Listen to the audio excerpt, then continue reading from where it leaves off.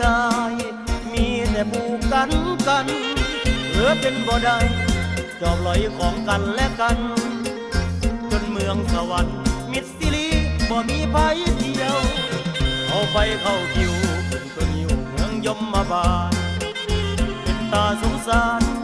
จนว่าใบมันเหี่ยวพระธรรมคำสอนพวกซุ้มมูนี่บ่เกี่ยวได้เล่นได้เที่ยวเกิดศาสตร์เดียวดอกคนเขาว่าในตำราเพิ่นสอนเอาไว้แนวใดบ่เคยอ่านในตำราเพิ่นสอนเอาไว้แนวใดบ่เคยอ่านไปซอยงานก็ถามหาแต่เราเที่ยวแก่อยู่บ่เศร้าบุญศีลกินทานงานใดขอให้ได้มวลก่อนเกี่ยวกันล้วนกวน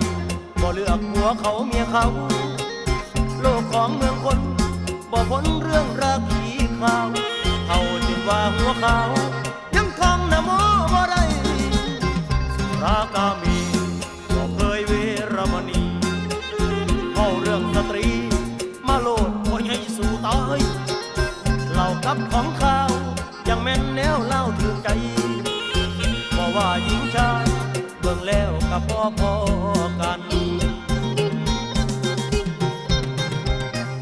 บนสวรรค์คงวังเวงไปนา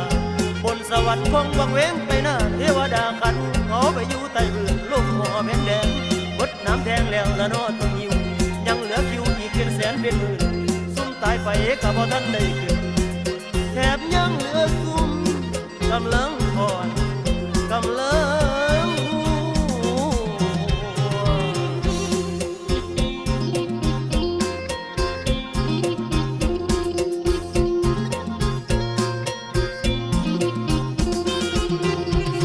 กามีเคยเวรมณีเว้าเรื่องสตรีมาโลดพ่อใหญ่สู่ตายเล่ากับของเขายังแม่นแนวเล่าถึกใจเพราะว่าหญิงชายเบิ่งแล้วกับพ่อกันบนสวรรค์คงวังเวงไปนา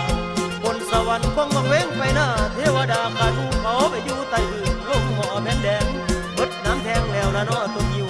ยังเหลือคิวอีกเป็นแสนเป็นหมื่นซุ่มตายไปกับบ่ทันได้ขึ้นแถบยังเหลือซุ่มกำลังหัวกำลัง